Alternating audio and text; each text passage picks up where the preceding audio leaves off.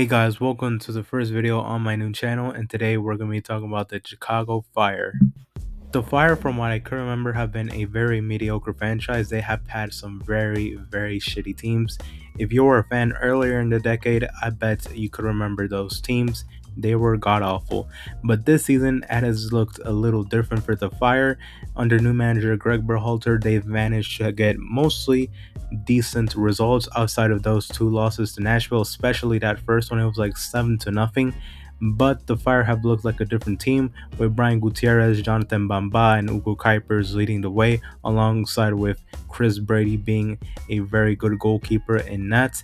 The Fire have looked like a very different team this year, and with the rumors of the Chicago Fire acquiring land in the city of Chicago to make a new soccer-specific stadium, Fire fans could be looking at a very bright future for the Chicago Fire.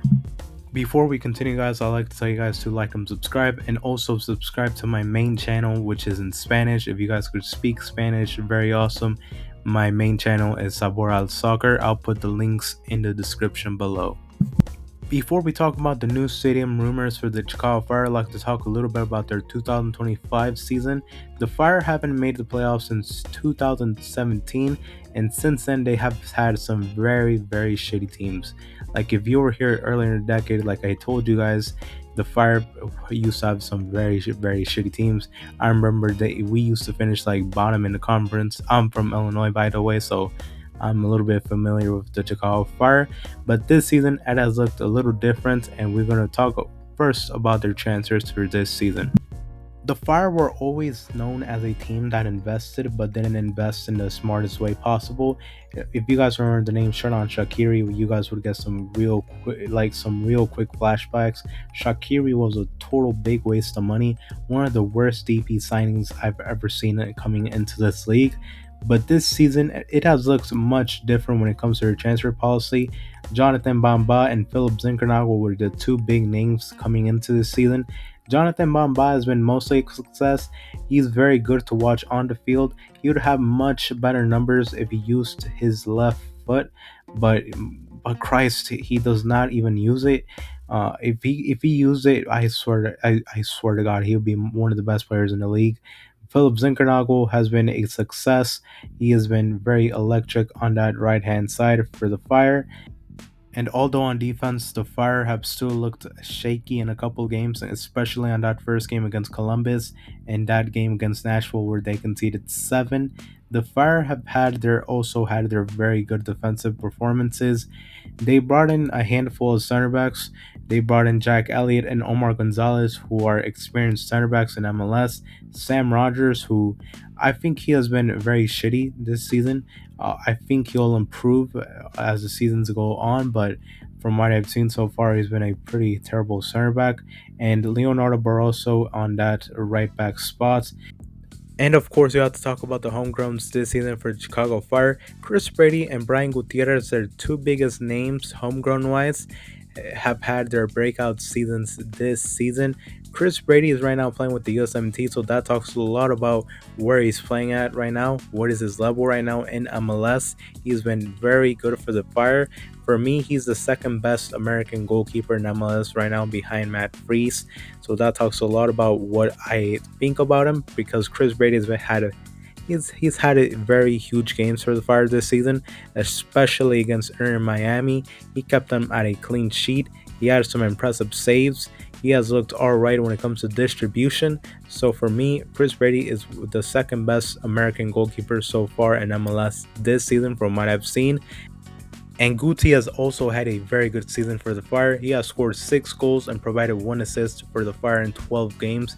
He has had a hell of a year. He is an MLS All-Star contender for me, and he also got called up for the USMNT and the Nations League.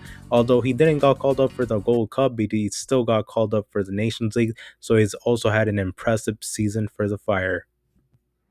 And this is without mentioning their other homegrown players. Sergio Regel has started many games for the Chicago Fire, and Sam Williams is a role player in the midfield. He has logged in many minutes for the Fire this season. And Sergio Regel is a U20 player, so he is right now contending for a spot for the U20 World Cup for the USMNT. And this is also without mentioning Chris Cupps, who has started 3 or 4 games at center back for the Chicago Fire. He's just 17 years old, and he looked good in MLS in the 3 or 4 games he started at center back for the Fire. And I think he's going to be a key player for the next U20 cycle for the USMNT. So now let's go to the big news for the Fire as of late, which is talks about their new stadium. The Fire are leading candidates to buy a piece of land called the 78, which is right in downtown Chicago. This is a big upgrade compared to Soldier Field and what they had in SeatGeek Stadium. I know SeatGeek Stadium is a soccer specific stadium, but it's like 45 minutes from downtown Chicago. So this will be a much bigger upgrade for the Fire, as being downtown lets them have access to more fans and makes it easier for Chicago locals to go to their games. So, from the rumors, club owner and chairman Joe Mansueto will invest $650 million from his own money. It will not be tax funded at all for this soccer specific stadium. It is also rumored to have a 22,000 seat capacity, and also it is rumored to start developments around 2026, and it is expected to open for 2028. This will be a huge upgrade for Fire fans compared to what they had in Soldier Field. I know Soldier Field is one of the most historical stadiums in the country, but its best days are basically behind it. It's basically a relic at this point. The city of Chicago has proposed renovations, but they seem way too optimistic. I know they're trying to keep the Bears also in Chicago, but the Bears seem like they're going to go to have their own stadium in Arlington Heights. So I think Soldier Field, its best days are behind it. I think they're going to lose both the Fire and the Bears at this point. And this is a huge upgrade for the Chicago Fire, as they can now have their own stadium and fans can have their own soccer specific stadium in downtown Chicago, which is huge for them. And this is also huge for Joe Mansueto. Many MLS owners right now want their own soccer specific stadiums for their own MLS franchises, as this makes their franchises more profitable because they own the rights to the stadium.